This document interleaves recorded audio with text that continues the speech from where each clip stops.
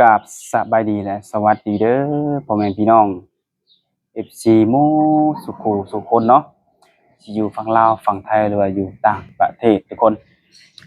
มื้อนี้ก็ยินดีต้อนรับเข้าสู่ช่อง YouTube ของบ่าวศิลัดคือเก่าทุกคนเนาะทุกคนเนาะมื้อนี้ก็มาพบมาพ้อกับบริษัทในมื้อนี้ทุกคนเนาะก็สิเป็นเรื่องประเด็นเนาะหรือว่าเรื่องข่าวกำลังมาแฮงในตอนนี้ทุกคนเนาะเชื่อว่าหลายๆคนนี่ก็เลื่อนเฟซเลื่อน YouTube บ่หรือเลื่อน TikTok ไปทางใดนี่ก็พ้อก็เห็นเนาะทุกคนง่ายๆกันเนาะ ก็คือเป็นเรื่องของหนุ่มเมืองนอกหนุ่มอเมริกาแหละทุกคนเนาะก็คือคันสิเว้าแบบตรงๆก็คือ สามีคนเก่าของน้องสมหวังทุกคนเนาะที่อยู่นำกันได้19มื้อแล้วก็เลิกลากันไปหั้นแหละเนาะหลังจากเพิ่นเลิกลากันไปแล้วเพิ่นก็ ได้ไปพบรักครั้งใหม่ทุกคนเนาะพบรักครั้งใหม่ในวัยเด็กกว่าเก่าก็คืออายุ18ปีหลายๆคนก็คือสิฮู้เนาะเพราะว่าทางอ้ายเพิ่นนี่ก็ได้มาออกคลิปออกสื่อออกนามเป็นที่เรียบร้อยเนาะก็คือทางน้องมินตานั่นแหละทุกคนเลย เพิ่นก็ให้ YouTube แล้วก็ให้ทางช่องเฟซบุ๊กทางเพจเนาะว่าง่ายก็หลายๆช่องนั่นแหละสัมภาษณ์ว่าง่ายก็มีคนแชร์ออกไปหลายคนเนาะ เลื่อนไปทางใดก็เพราะเลื่อนซ้ายเลื่อนขวาก็เห็นทุกคนเนาะกำลังมาแฮงแต่ว่าจุดประเด็นที่ว่าสิออกในมื้อนี้ทุกคนเนาะ เป็นเรื่องที่ว่าหลายคนนี่ก็อาจจะคิดไว้อยู่แล้วแหละเนาะก็คือทางอ้ายเพิ่นน่ะให้สัมภาษณ์ว่า มักน้องมินตาแฮงสิไปแต่งไปขอสิแต่งมาเป็นลูกเป็นเมียประมาณนี้ทุกคนเนาะ อยากออกสื่ออยากให้ทั้งโลกได้รับรู้ว่าปัจจุบันนี้อ้ายเพิ่นนี่ได้คบหากับน้องมินตาน้องมินตาคือเป็นเจ้าสาวคนต่อไปประมาณนี้เนาะทางอ้ายเพิ่นได้ออกสัมภาษณ์ทุกคนเนาะ แล้วก็เรื่องประเด็นก็คือทุกคนเนาะ เมื่อวานเนาะน่ะทางอ้ายเพิ่นได้พาทาง YouTube ประมาณ4คน5คนนี่แหละไปนำกันเนาะไปนำกันแล้วก็ไปเว้าเรื่องการถ่ายคลิปถ่ายทำออกสื่อออกเสียงนี่แหละทุกคนเนาะคืออ้ายเพิ่นก็อยากให้ทั้งคนได้รับรู้ว่าอ้ายเพิ่นนี่มักน้องมินตาแท้เนาะฮักแท้ฮักจริงว่าซั่นซะพร้อมพิสูจน์ให้คนทั้งโลกได้รับรู้ก็เลยอยากให้แบบว่าออกสื่อออกเสียงนั่นแหละทุกคน แต่ว่าบัดนี้อ้ายเพิ่นก็ไปคุยกับน้องมินตาให้ออกมาสัมภาษณ์แบบคู่หั่นแหละทุกคนออกเป็นคู่คือออกมาชี้แจงว่าปัจจุบันนี้ได้คบหากันแท้แล้วก็สิเอาเป็นผัวเป็นเมียกันแท้นั่นแหละทุกคนเนาะแต่ว่าน้องมินตานี่จังได๋ทุกคนรู้บ่คือน้องนี่บ่ยอมออกก็คือบ่ยอมถ่ายบ่ยอมลง social บ่อยากให้คนรู้อยากรู้แต่ให้รู้แต่ว่าเป็นแบบคนในบ้านเนาะในบ้านเฮานี่แหละแต่บ่อยากให้ออก social แบบว่าให้คนต่างบ้านต่างเมืองต่างแขวงเนี่ยครับรู้เนาะก็บ่รู้ว่าเป็นญ้อนสาเหตุหยังแต่ก็มีทางทางเอื้อยเพิ่นเพิ่นก็ถามอยู่ว่าเป็นญ้อนหยังจังว่าบ่ออกสื่อออกหยังเนาะน้องเพิ่นก็ให้คำตอบมาว่าบ่อยากให้เกิด drama บ่อยากให้คนมาเว้าให้น้องแล้วก็มาเว้าแนวบ่ดีว่าง่ายๆก็เนาะเชื่อว่าหลายๆคนนี่ก็คันเว้าแนวบ่ดีก็สิเจาะจงแต่เรื่องการว่าหลอกลวงเอาเงินของอ้ายเพิ่นนี่แหละทุกคนเนาะเชื่อว่าหลายๆคนก็มาเป็นเสียงนี้แน่นอนโดยเหตุนี้แหละน้องมินตาเพิ่นก็เลยแบบบ่ยอมออกคลิปเนาะก็คุยกันดนเติบทุกคนเมื่อวานนี้ก็ คุยกันไปกันมาก็ทางอ้ายเพิ่นก็จังได๋ก็อยากออกจังได๋ก็อยากออกส่วนน้องมินตาก็ยืนยันว่าบ่ออกนี่แหละทุกคน คุยกันไปกันมาปุ๊บบัดนี้ ตกลงกันบ่ได้ทุกคนเนาะก็มีการอ่าก็แบบต่อว่ากันนั่นแหละเนาะคุยกันหลายๆเรื่องนั่นแหละทางบริษัทเองก็จำได้บ่หลายเพราะว่าเมื่อวานนี้ไปบ่ทันตั้งแต่ต้นเนาะไปทันอันช่วงแบบเขาเจ้าคุยกำลังดุเดือดกันทุกคนเนาะแบบต่อปากต่อคำกันนั่นแหละเนาะทางอ้ายเพิ่นก็บ่ยอมน้องมินตาก็บ่ยอมประมาณนี้ แต่บัดนี้คุยกันตกลงกันบ่ได้ก็ได้มีการทุกคนเอ้ยจับมือบอกสั่งลากันทุกคนเนาะ บอกสั่งลากันก็คืออะไรบัดนี้ก็ พอสั่งลากันปุ๊บพอใจเย็นกับต่างคนต่างให้เวลากันว่าให้กับคิดทบทวนเบิ่งก่อนเนาะทั้งสองคนนั่นแหละว่าสิเอาจั่งใดคือน้องมินตาก็ให้อ้ายเพิ่นคิดบอกอ้ายเพิ่นคิดทบทวนว่าบ่ออกได้บ่จังซี่ประมาณนี้เนาะแต่ทางอ้ายเพิ่นก็ให้น้องมินตาคิดทบทวนว่าออก ให้ออกว่าซั่นออกคลิปเนี่ยทุกคนเนาะออกถ่ายคลิปถ่ายหยังนี่แหละ แต่ว่ามามื้อนี้ทุกคนเนาะก็ได้ข่าวว่าไงกันเนาะได้ข่าวหลายๆคนนี่ตั้งไว้อยู่แล้วคิดไว้อยู่แล้วทุกคนเนาะก็คือข่าวจังใดข่าวแบบว่าบ่สมหวังทุกคนเนาะบ่สมหวังกันแล้วทุกคนก็คือได้มีการเว้ากันตกลงกันก็คือเลิกลากันเนาะทุกคนต่างคนต่างแยกย้ายบัดนี้ก็คือน้องมินตากับอ้ายหนุ่มอเมริกานี่ก็คือเลิกลากันแล้วแยกทางกันแล้วทุกคนเนาะเป็นที่เรียบร้อยคือใจ มันบ่ตรงกันในเรื่องการออกคลิป นี่แหละทุกคนเลยสาเหตุเนาะ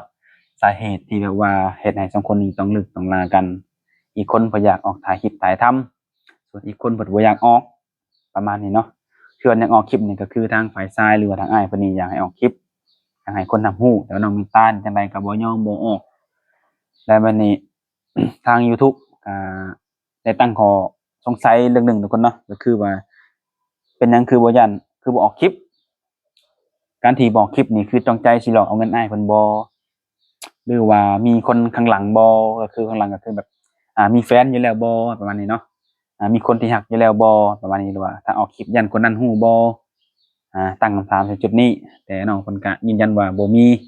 แล้วก็บ่ได้ตั้งใจสิว่าหลอกประมาณนี้เนาะแต่เหตุผลคือแบบบ่อยากออกคลิปยันเกิดดราม่าคือน้องมินตานี่ก็หลายๆคนก็คือสิรู้เนาะเพราะน้องเพิ่นนี่เคยมีประเด็นในการดราม่ากับหนุ่มไทยเนาะตั้งแต่น้องเปิดใจคือปีกายแหละทุกคนเนาะตั้งแต่ปีกายพู้นแหละ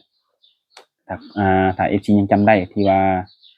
มีหนุ่มไทยกับยูทูบฝั่งไทยเนาะออกมาเว้าหั่นแหละ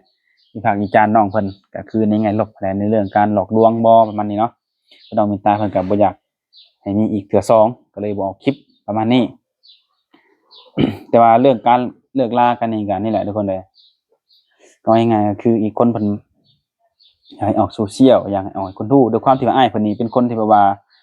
ในปัจจุบันนี้มีชื่อมีเสียงโด่งดังทุกคนเนาะไปทางใดมาทางใดคนก็ฮู้ตอนนี้ไผก็ทักไผก็ถามว่าง่ายๆก็อ้ายเพิ่นดังแฮงตอนนี้ทุกคนเนาะมาแฮงตอนนี้แซงทุกอย่างเลยทุกคนเนาะ เลื่อนไปทางใดก็เห็นหลาย YouTube Facebook บ่หรือว่าเพจบ่ก็ออกมาเว้าเกี่ยวกับอ้ายเพิ่นนี่แหละ แต่มีอีกคนหนึ่งเนาะที่อ้ายเพิ่นก็ฝากความเนาะในช่องแล้วก็ว่าในคลิปนั่นแหละที่อ้ายเพิ่นเล่าว่าที่มองแบบบ่ในแง่ลบนะทุกคนเนาะที่แบบว่าคือเพิ่นคือทางอ้ายเพิ่นเนี่ยอายุ69ปีแล้วเป็นหยังคือต้องยังหาเมียเด็กน้อยอายุ18 19หรือว่า20ปีอยู่เนาะ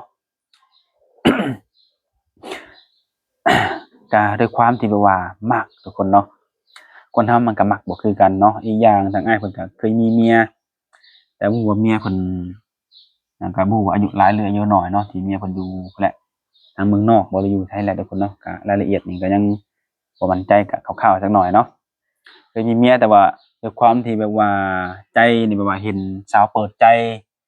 ในช่อง YouTube นี่หลายเนาะโดยเฉพาะ16 17 18 19เนาะสาวสาวน้อยสาวที่ว่ายังบ่ทันเคยผ่านการแต่งงานมานี่ก็หลายทางอ้ายเพิ่นก็มีความแบบว่าเห็นแล้วก็มักว่าง่ายๆก็เนาะ มักก็อยากได้มาเป็นลูกเป็นเมียว่าง่ายๆก็อยากมาสร้างมาช้าอยากมาสร้างบ้านสร้างครอบครัวอยู่ลาวเนาะด้วยความที่อ้ายเพิ่นก็เป็นคนอเมริกาทุกคนเนาะ อยากมาปักหลักปักฐานอยู่พี่ก็เลยต้องหาคู่ก็มีหลายคนแนะนำให้อยู่คือบ่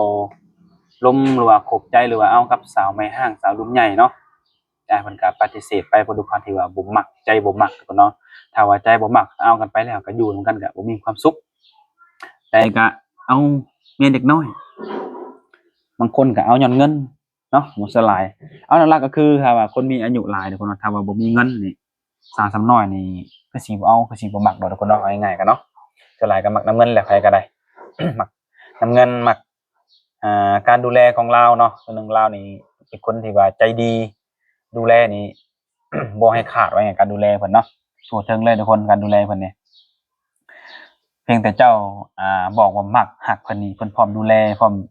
ซัปพอร์ตว่าง่ายๆก็ เต็มที่เลยทุกคนเนาะด้วยเหตุนี้แหละสาวๆหลายๆคนนี่ก็อยากรู้จักกับเพิ่นเนาะอยากอู้อยากลมอยากไปมาหาสู่กับอ้ายผู้นี้หนุ่มอเมริกาเนี่ยเนาะ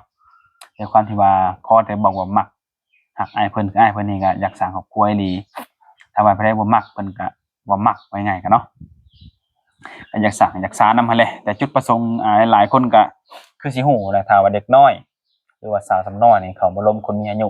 หรือว่าคนมีเงินหรือว่าคนเมืองนอกบ่เป็นหนุ่มไทยบ่นี่ก็ส่วนหลายนี่ก็หลักๆก็คือเรื่องเงินนี่แหละทุกคนเนาะถ้าว่าบ่มีเงินหลายๆคนก็คือสิบ่มักแล้วก็บ่สนใจบ่อยากล้มดอกเนาะบ่ว่าไผตัวนี้ทุกคนเนาะการที่แบบว่าหนึ่งมานี่เฮาหรือว่าผู้ชายที่มีอายุนี่หนึ่งมานี่ต้องมีฐานะทุกคนเนาะมีฐานะแล้วก็ต้องมีความสามารถดูแลอ่าภรรยาเนาะถ้าว่าอยากได้เมียเป็นเด็กน้อยต้องดูแลได้ทุกคนเนาะต้องมีเงินดูแลด้วยต้องเทคแคร์ให้เต็มที่ว่าไงก็บ่ให้ขาดบ่ให้ของเนาะส่วนหลายแบบนี้ทุกคน ก็คือเรื่องของอ้ายเพิ่นกับน้องมินตานี่ทุกคนเนาะก็คือจะบ่มีแบบว่าเป็นพิธีพิธันหรือบ่มีเจ้าบ่าวเจ้าสาวแล้วทุกคนเนาะตามที่อ้ายเพิ่นเว้ามานั่นแหละก็คือได้จบได้เลิกได้ลากันแล้วทุกคนเนาะคือต่างคนต่างพอแล้วก็ต่างแยกย้ายกันไปก็โดยความที่บ่เข้าใจมักบ่คือกันเนาะแต่ก็บ่ฮู้ว่าก่อนหน้านี้ทุกคนเนาะ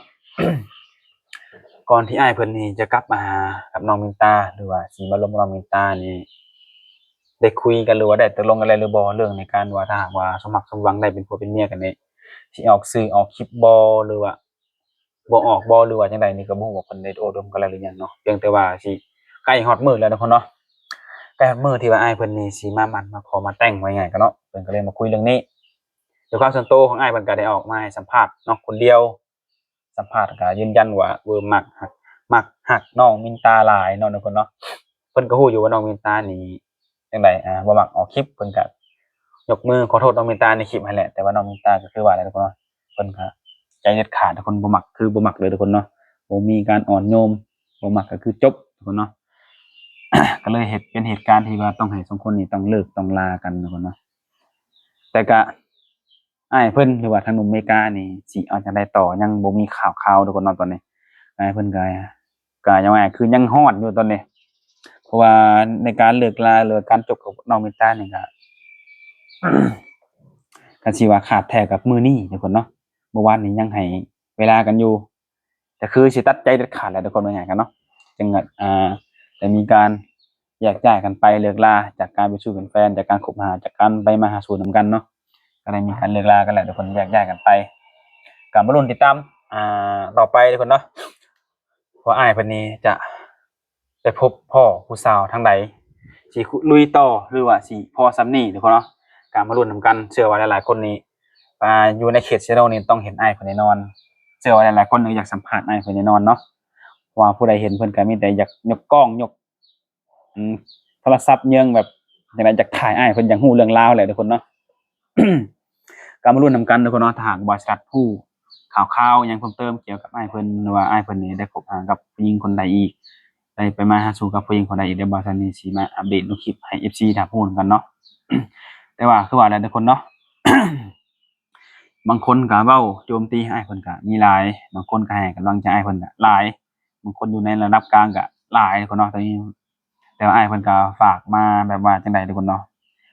การมักการฮักนี่มักบ่คือกันเนาะมักบ่คือกันฮักบ่คือกันนี่แหละทุกคนเด้เพิ่นก็บ่อยากให้เว้าแนวบ่ดี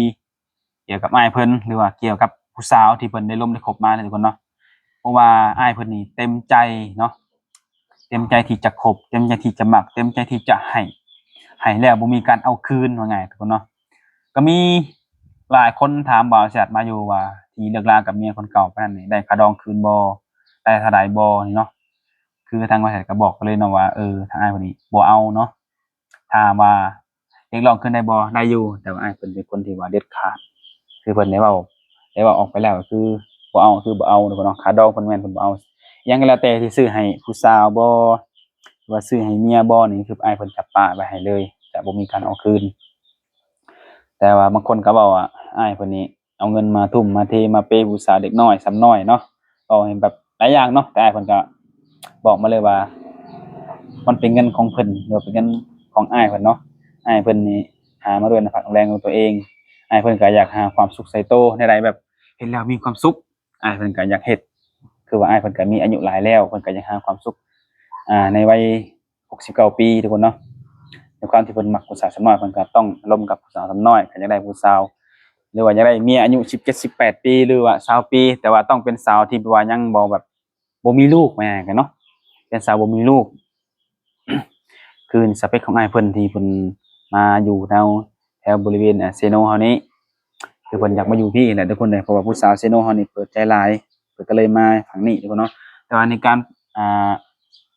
ผู้สาวที่หาคู่หาผัวหาเมียนี่ก็มีหลายบ่อนอยู่เนาะมีหลายบ้านหลายเมืองหลายแขวงอยู่แต่ว่าแถวเซโนนี่มีหลายทุกคนเลยเพิ่นเลยมาตาม YouTube เนาะจังใดก็แล้วแต่ทุกคนเนาะมื้อนี้ทางบ่าวแซ่บก็ได้ข้อมูลมาส่ำนี้เนาะถ้าหากว่าคลิปนี้มีคำเว้าใดผิดพลาด ต่อฝ่ายหญิงฝ่ายชายหรือว่าทางใดก็แล้วแต่เพราะฉะนั้นก็กราบขอโทษขออภัยในคลิปนี้เลยทุกคนเนาะ ก็มีแต่ว่าติดตามคลิปต่อไปทุกคนเนาะว่าสิออกมาจังใดและอ้ายเพิ่นนี้จะไปพบหลักทางใดอีกถ้าว่าฮู้ข่าวๆหยังเพิ่มเติมบ่สาสิมาชี้แจงออกคลิปให้ FC ได้ฮู้นำกันเนาะหรือว่าบางทีบ่แน่ถ้าอ้ายเพิ่นสะดวกเจอผู้สาวที่แบบว่าพร้อมเอาคลิปคู่กับเพิ่นอาจจะให้สัมภาษณ์แบบเป็นคู่เป็นทางการเลยทุกคนเนาะ จะได้ก็ฝากติดตามในทุกคนเนาะก็ฝากกดไลค์กดแชร์ ให้แหน่ทุกคนเนาะสำหรับคลิปนี้พบกันได้มื้อหน้ามื้อนี้ก็ขอว่าจะขอกล่าวคำว่าสบายดี